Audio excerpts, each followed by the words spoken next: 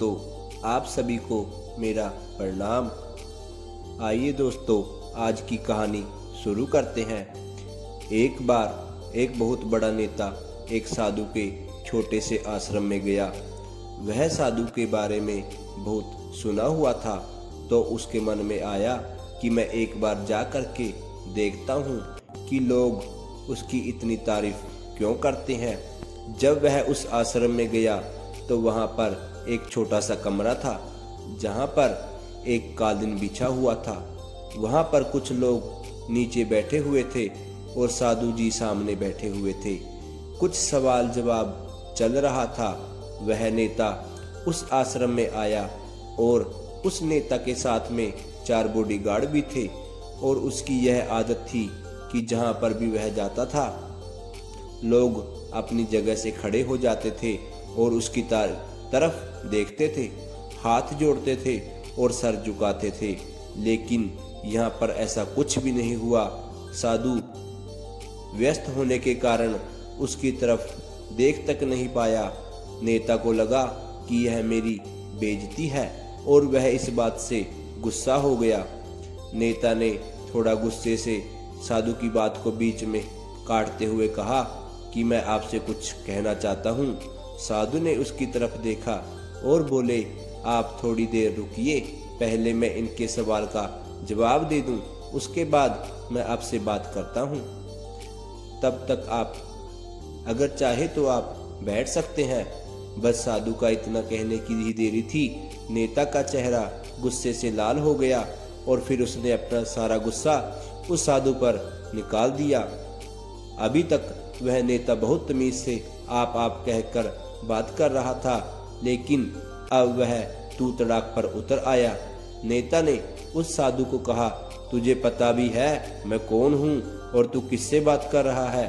साधु ने उसकी तरफ देखा और कहा, मुझे इससे कोई फर्क नहीं पड़ता कि आप कौन हैं, लेकिन आप जो कोई भी है, अगर आप चाहते हैं कि मैं आपके सवाल का जवाब दूं या आपसे बात करूं तो आपको कुछ देर रुकना होगा।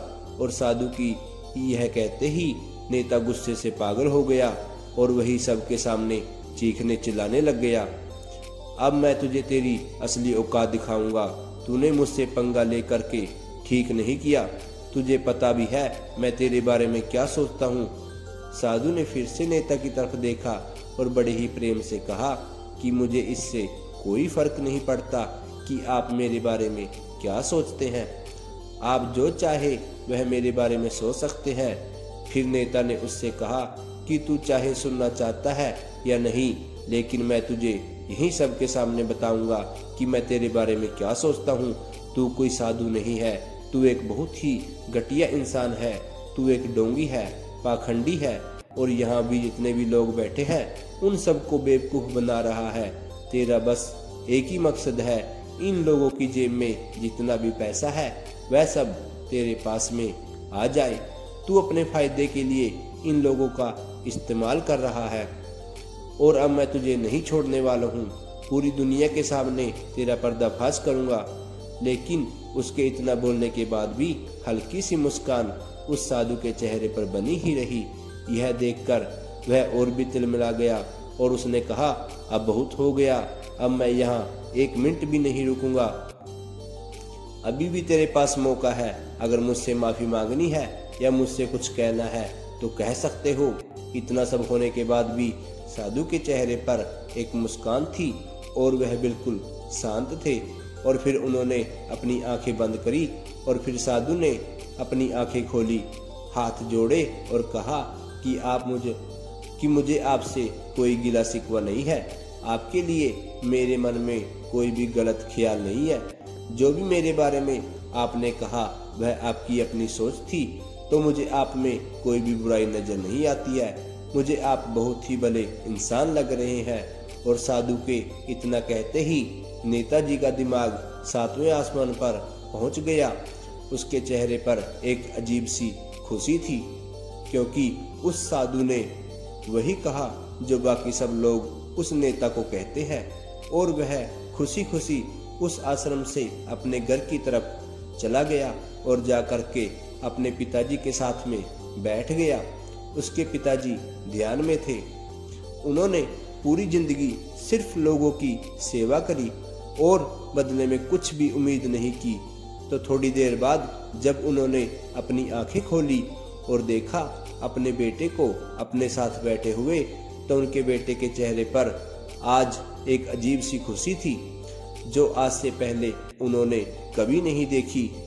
फिर उसने एक एक करके सब कुछ बताया कि आज क्या हुआ, किस तरह से वह आश्रम गया और वहां पर क्या हुआ, उसने क्या कहा और साधु जी ने क्या कहा। जब उसके पिताजी ने पूरी बात सुनी तो थोड़ा सा मुस्कुराए और अपने बेटे को देखकर बोले कि उन्होंने तुम्हारी तारीफ नहीं करी, क्योंकि उन्होंने वह नहीं कहा कि जो तुम हो, उन्होंने वह कहा कि जो वह खुद है। और तुमने जो भी कुछ उनको कहा वो नहीं कहा कि जो वो है, बल्कि तुमने वह कहा जो तुम खुद हो। यही बात वेदों में भी कही गई है, यथा दृष्टि तथा सृष्टि। यह दुनिया तुम्हें वैसी नहीं दिखती जैसी यह दुनिया है, यह दुनिया वैसी दिखती है तुम्हें जैसे तुम खुद हो। जिसकी नज़र जैसी हो उसके लिए यह दुनिया वैसी ही है। तो अगर तुम अपनी दुनिया को बदलना चाहते हो तो उसका सिर्फ एक तरीका है, अपनी नज़र को बदलो। दोस्तों, अगर आपको यह कहानी अच्छी लगी हो तो हमारे चैनल को सब्सक्राइब और वीडियो को लाइक करना ना भूलें।